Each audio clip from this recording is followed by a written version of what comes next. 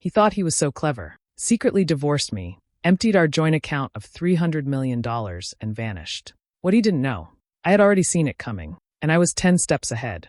This is how I dismantled the man who thought he'd destroyed me. Stay with me as I walk you through how everything unfolded. If any part of my story hits home, consider showing your support. Like, share, and subscribe so more people can hear stories that matter. My name is Claire Adams.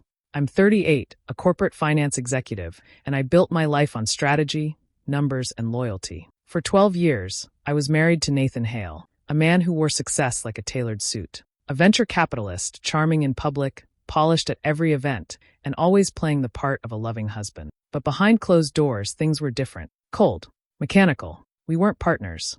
I was just a convenient half of his image. Still, I never expected what came next. It was a normal Wednesday. I was mid-sentence in a board meeting when a courier stepped in and asked for me. I thought it was some last-minute contract. Instead, it was a set of divorce papers. I stared at them like they were written in another language. I hadn't filed. We hadn't fought. What was happening? The room spun, but I kept my face steady. That's what you learn in finance. Control the panic, at least on the surface. I excused myself and called my lawyer. The call started with confusion and ended with something close to heartbreak. Nathan had filed for divorce 9 months ago. In Nevada, a state where the waiting period is short and spousal notice laws can be twisted if you claim you don't know your partner's whereabouts. He forged documents to claim I had been notified, and the judge, unaware of the truth, finalized it quietly. But that wasn't the worst part. Our joint account, $300 million strong, mostly from a public offering I had personally brought to life, was completely drained. Vanished. I felt my heart stop. That money wasn't just numbers on a screen. It was years of sleepless nights, risking everything, building something from the ground up. Gone. My lawyer said. He cleaned it out right after the papers went through. Everything timed perfectly. He made sure you wouldn't see a cent. I didn't cry. I didn't scream. I just sat there in silence, thinking one thing. Nathan thought he outplayed me, but he didn't know who I really was. Because the truth was, I had started suspecting him months ago. I had already begun watching, quietly preparing. And while he thought he had won, I was already planning my next move. Everyone thought Nathan was the perfect husband. At parties, he'd pull out my chair, pour my drink, smile like I was the love of his life. People would say, "Claire, you're so lucky to have him." And I'd nod, smile, play along. But what they didn't see were the cracks. Small at first, easy to ignore, but always there. The truth? Nathan was cold. Not cruel, just calculated. Everything about him was measured, controlled. He didn't yell or throw things. He didn't need to. His silence was sharper than any insult. His distance felt like punishment. And I kept telling myself it was the stress, the business, the pressure. I gave him excuses for years. Looking back now, the signs were everywhere. He started taking more business trips alone. No warning, no details, just a packed bag and a vague, "It's just something that came up." I trusted him, so I didn't question it. Then there were the late-night phone calls. He'd step outside and talk quietly, always saying it was just an investor. Sometimes he'd come back inside and act like nothing happened. Other times, he'd stare at his phone like the rest of the world didn't exist.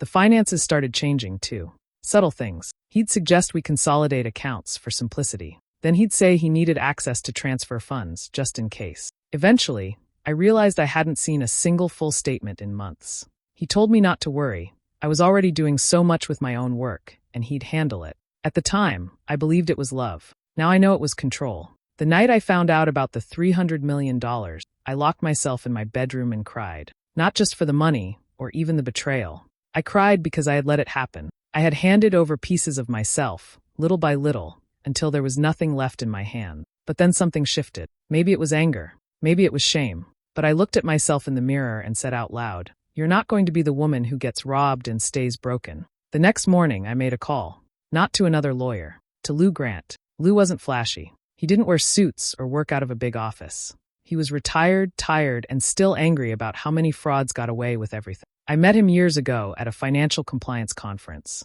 Back then, he told a story about taking down a hedge fund thief who used his own mother's name to hide assets. I remembered that story now. When I called him, I said, "I think someone just stole $300 million from me, and I need someone who hates scammers more than they love sleep." He replied, "Tell me where to start."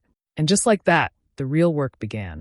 Lou didn't waste time. The moment we sat down in his dusty home office, walls lined with old files, coffee rings on every surface, he got to work. He handed me a notepad and said, "We're going fishing, and I guarantee your husband left a trail." I didn't know where to start. All I had were fragments, Account numbers I remembered, deals Nathan mentioned, emails that felt off in hindsight. But Lou knew exactly what to do. He pulled public records, scraped old filings, and dug through every financial footprint we could find. Within a week, we found the first clue. An account in the Cayman Islands under the name Westlake Holding. It looked like just another investment vehicle, until Lou connected it to a shell company in Delaware. Then another in the British Virgin Islands. One by one, we uncovered layers. Like nesting dolls, each company hid inside another, but all signs pointed back to Nathan. The smoking gun came in the form of a trust account, one that showed monthly deposits of $1.5 million, starting exactly 9 months before my divorce. I never approved anything like that. I'd never even heard of the trust. And yet there was my name, my signature. Lou leaned back in his chair, squinting. This isn't just sneaky. It's criminal. And sloppy. He showed me the transfer document. Some were digitally signed. Others looked handwritten. My signature had been copied, accurately, but not perfectly. It was enough to raise questions in court. Lou smiled for the first time since we started. He got too confident, he said. That's where people like him always mess up. It hit me then. Nathan thought I'd never look. He counted on me folding, staying hurt, silent, humiliated. He didn't think I'd dig. He certainly didn't expect me to fight. But I wasn't just fighting. I was hunting. We uncovered 12 fake entities, all designed to move money out of our accounts and into Nathan's personal maze of holding. Some had been created years ago, long before the divorce filing. He'd been planning this for a while. That realization stung more than I expected. It wasn't just betrayal. It was premeditated theft. Still, I told no one. Not my best friend, not my assistant, not even my own brother. I didn't want sympathy. I wanted results. And I knew if I told anyone, the wrong word could get back to Nathan. So I showed up to work every day with a straight face. I smiled through meetings. I nodded through lunch with clients. And at night, I sat beside Lou as he drew up diagrams, printed statements, built timelines. Every detail brought us closer to the truth. And every truth brought us closer to revenge. Lou and I had uncovered so much, but I needed to understand what Nathan was doing now, where he was, who he was with, how he was hiding the rest of the money. If I was going to take him down, I needed to see the full picture. That meant stepping into the world he built after walking away from me. It didn't take long. Nathan had left a digital trail, even if he thought he was careful. A few connections in the private banking world pointed me toward someone named Haley Brooks, a 27-year-old private wealth advisor, recently transferred to a boutique firm in Miami. Her name kept popping up next to Nathan's in travel bookings, rental agreements, even a shared business suite registered under NB Global Services. At first, I assumed she was just another fling. But as I looked deeper, it became clear she wasn't new. She had been in his life for years. Almost 4. Right under my nose. Trips he said were for board meetings. He was with her. Conferences in Europe. She went too. He had built an entire life with her, while still living in our house. The worst part, Haley thought she was with a victim. Nathan had told her I was the toxic one, that I cheated, manipulated him, even tried to take his company from him. He played the broken man so well that she believed every lie. It made my stomach turn. But something else caught my eye. Her name was on asset documents. Bank accounts. Offshore transfers. Not as a co-signer, but as a listed manager for some of the shell companies Lou and I had already flagged. She had no idea. Nathan was using her credentials, her position, her identity to help move and protect stolen money. She thought she was helping her loving partner manage his finances. In reality, she was just another pawn. That's when it clicked. Nathan hadn't just betrayed me. He was setting her up to take the fall if anything went wrong. It should have made me feel better. It didn't, but it gave me leverage. I sat back, stared at all the files spread across my dining room table, and smiled for the first time in weeks. I knew what I had to do. I was going to let Nathan think he'd won. No more tension. No more pushback. I'd play the role he expected, bitter, beaten, lost. I'd let him feel comfortable, even smug. The kind of smug that makes a man sloppy. That's when they slip. This wasn't just about revenge anymore. It was about precision. Because when I moved next, it wouldn't be loud. It would be clean, strategic, and he'd never see it coming. It was time for my performance. I needed to see Nathan face to face, not to argue, not to demand answers, just to sell him a lie he was desperate to believe, that I was broken, that I had accepted defeat. I texted him, simple and soft. Can we meet? I just need closure. He replied within an hour. Sure. Let's talk. It's time. We met at a quiet restaurant he used to love, dim lighting, private booths, white tablecloth. I wore no makeup. No jewelry, just a simple sweater, pulled my hair back, and let my eyes carry the weight of betrayal. I wanted to look like a woman barely holding it together, someone who had finally accepted her place at the losing end. The moment he saw me, he smiled. Not warmly, smugly. like a man who thought the storm had passed, and he was standing dry on the other side. He leaned in and touched my hand gently, like he still had the right. "Claire," he said softly, "you look okay." I nodded, swallowed hard, and whispered, "I just needed to see you, to understand. How did we get here?" Nathan gave a long, rehearsed sigh, as if the weight of the world was on his shoulders. He went on about how things had changed, how I'd grown distant, how he tried to make it work. He painted himself as the man who had no choice. "You always had your work," he said. "You never needed me." I let a tear fall. It wasn't real, but he believed it was. He kept going. Then came the line I'd been waiting for. "You're strong. You'll land on your feet. You always do. And anyway, you'll get over the money. You didn't even know where half of it was." He chuckled lightly, then added, "Honestly, it was cleaner this way. No lawyers, no messy court fights." I made sure everything was tidy. I let that silence hang. Then I asked softly, "So it's all yours now?" He nodded, sipping his wine. "It had to be. You'd have fought me for it. I had to think ahead." What he didn't know was that my phone, resting beside my napkin, had been recording the entire time. Every sentence. Every smug confession.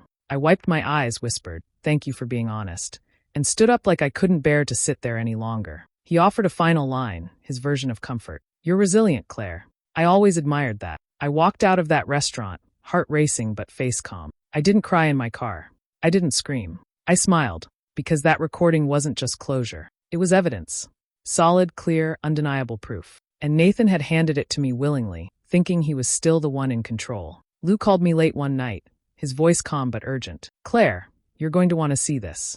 I drove straight to his place. When I walked in, he pointed to his screen, eyes focused like a hawk. "Your husband pulled off a fake merger last year. A company called Arkland Tech supposedly absorbed one of your old joint ventures. But Arkland doesn't exist. It's a shell." I blinked. "Wait. I still have partial ownership in that joint venture, right?" Lou nodded. "Exactly. Legally, you're still on the paperwork. That gives you the right to contest anything involving those assets, including the $42 million he tucked away inside that shell." My breath caught. We had him. We worked fast. I didn't want to give Nathan any reason to sniff us out. Lou helped prepare a quiet injunction. No headlines, no drama, just a carefully worded legal move filed through a small firm I trusted. By the end of the week, the $42 million was frozen. Nathan couldn't touch a penny. Next, I reached out to a few old contacts from the corporate compliance world. Trusted people, discreet. Together, we assembled a small task force, former auditors, legal analysts, even an ex-SEC advisor. Their job? Track every single account connected to Nathan's web of fake entities. Every wire transfer, every suspicious move. I didn't tell them the full story, just enough to keep things tight. He moved funds without proper authorization. I need quiet oversight. No leaks. They agreed. We flagged 7 more accounts in 3 countries. No legal action yet, just monitoring, slow and steady. Nathan had no idea we were circling, but then cracks started forming on his end. He called one of the banks about a technical delay in one of the shell accounts. Then he fired one of his personal advisors after a routine transaction got delayed. He didn't know the real reason was that regulators had quietly flagged the account for. By the 3rd flagged transaction, Nathan started to panic. Not publicly, not the kind of panic people see, but the kind of paranoia that keeps a man awake at night. He thought he was being sabotaged from within. He began emailing lawyers, switching accountants, demanding urgent audits. Lou and I watched it unfold through digital breadcrumbs, messages sent in haste, financial moves made out of fear. What Nathan didn't know was that the ice beneath him had already started to crack. Slowly, quietly, and in places he couldn't see. And the best part? He still believed I was defeated, that I'd walked away with nothing but heartbreak and tears. But every time one of his accounts flickered red, every time his advisors scrambled for answers, it was me, quietly, patiently pulling the strings. It was time to stop working in the shadows. With Lou's findings, the shell company documents, and the recording from our meeting, I had everything I needed to take real action. I filed a civil suit against Nathan for financial fraud, identity theft, and marital asset concealment. My lawyers were careful, every word chosen, every claim backed by evidence.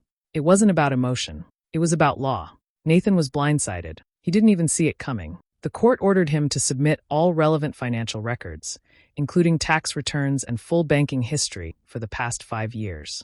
It didn't take long for inconsistencies to pop up. Transactions he couldn't explain. Accounts he forgot to disclose. Multiple signatures that didn't match. My forged signature appeared on at least 4 transfer documents, and his explanation was weak at best. What he didn't expect was that the court would share the findings with the IRS. The moment the IRS stepped in, everything changed. They found evidence of undeclared offshore accounts, misreported income, and a clear pattern of tax evasion. The same shell companies he used to hide my money were now a liability for him. His lawyers tried to contain the damage, but it was too late. Fines were issued. Investigations were opened. Court dates multiplied. And that's when the story spilled out of the courtroom and into the public. Whispers became headlines. Investors pulled out. His business partners panicked. His reputation, built on charm, precision, and control, was now smeared with accusations and federal scrutiny. But the biggest blow didn't come from the law. It came from Haley. She found out everything, not through the news, but from the court filings. Her name was tied to some of the offshore accounts, and she was listed on transactions she didn't understand. When she asked Nathan about it, he lied. Again. This time, she didn't believe him. She called me. At first, I thought it was a trap, but when we met, she looked like someone who had just woken up from a long, confusing dream. She apologized, not for what happened between her and Nathan, but for being part of it without knowing the truth. She handed me a folder. Inside were copies of documents Nathan had made her sign. Some were asset transfer forms.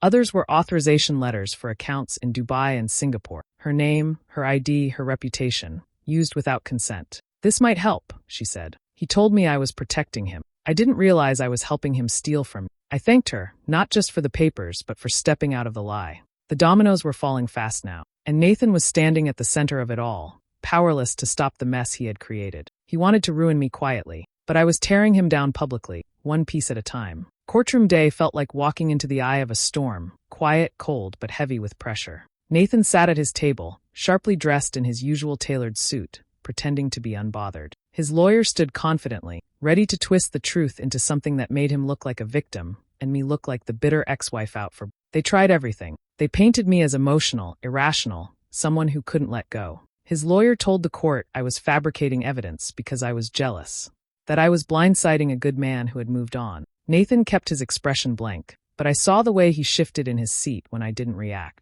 He expected tears. He got silence. Then it was our turn. My attorney stood up and calmly laid out our case like a well-rehearsed play. No shouting, no drama, just facts.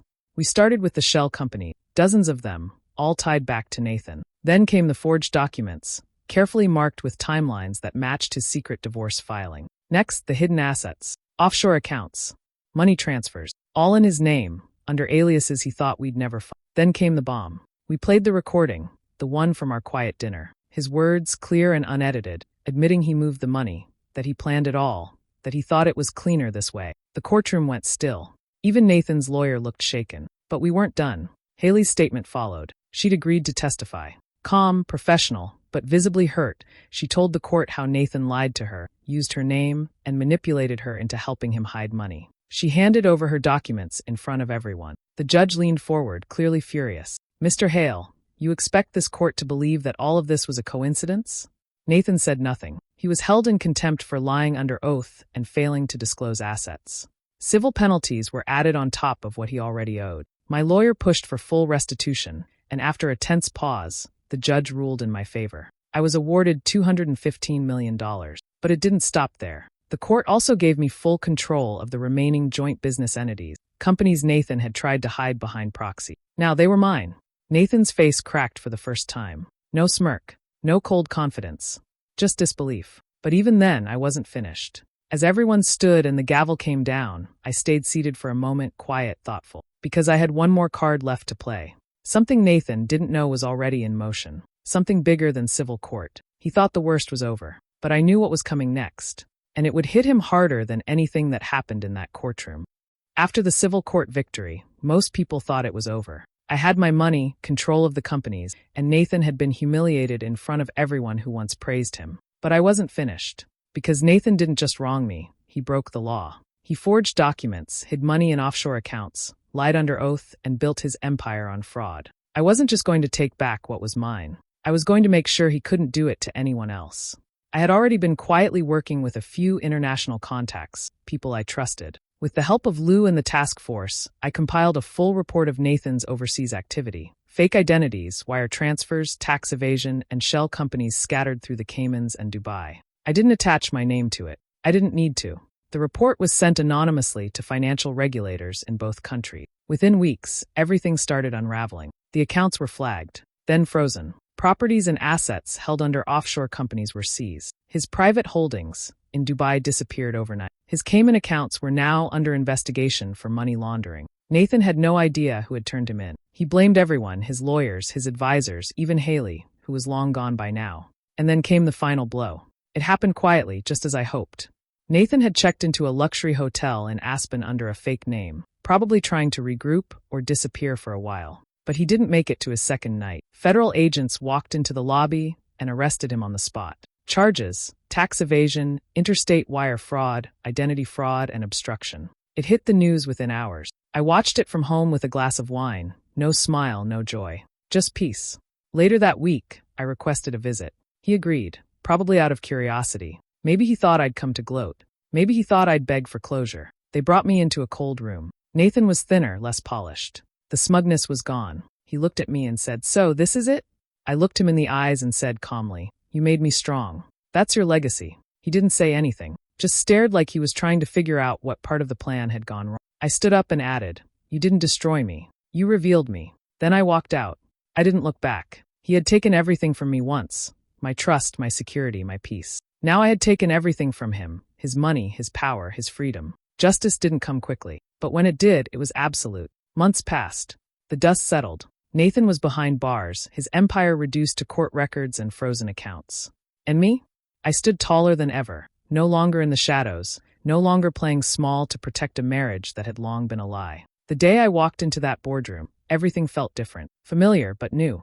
This was the company I helped build from the ground up, the same company Nathan once tried to squeeze me out of, the same one where I sat in second chair for years while he claimed the spotlight. But now, all eyes were on me, and not as someone's wife, not as the quiet financial expert behind the scenes. As the new CEO, the vote was unanimous. I didn't even need to campaign for it. I gave my speech simple and clear. This company has been through enough deception. From here on out, we move with transparency, integrity, and strength. No more silence. No more shadows. People clapped. Some even cheered. But inside, I wasn't celebrating. I was free. That was enough. I never remarried. I didn't need to. I wasn't broken, just rebuilding. People asked if I was lonely. Truth is, I'd never felt more whole. For once, my energy wasn't being drained by someone else's lies. I could breathe, move, grow without waiting for the other shoe to drop. With the settlement money and business earnings, I could have done anything. Bought houses, traveled the world, buried the past in luxury. But that never tempted me. Instead, I made a quiet choice, something Nathan would have never understood. I donated half of my winnings, over $100 million, to create a legal fund for women facing financial abuse and silent manipulation. Women who, like me, were lied to, controlled, and erased from the picture until it was too late. They now had something I never had at the beginning, someone in their corner. The rest of the money? I invested it, wisely, not for status or power, but for independence. Sometimes, late at night, I think about everything that happened. The betrayal, the lies, the silence. But more than that, I remember the strength I found when everything fell apart. There's a power in rebuilding yourself from the ruins someone else left behind. If I could say one thing to every woman who's ever been underestimated, it would be this. Don't let anyone write your ending for you. In my quiet moments, when I reflect on all of it, I think back to that version of me who once sat alone in a boardroom with divorce papers in hand, unsure what would come next. And then I smile, because I know what came next. He thought he destroyed me, but I wasn't broken. I was just getting ready. And in the end, I didn't just win. I erased him. What would you have done if you were in Claire's shoes, walked away quietly, or fought back like she did? I'd really like to hear your thoughts in the comments. And if powerful stories like this speak to you, make sure to subscribe and hit the notification bell so you never miss a moment.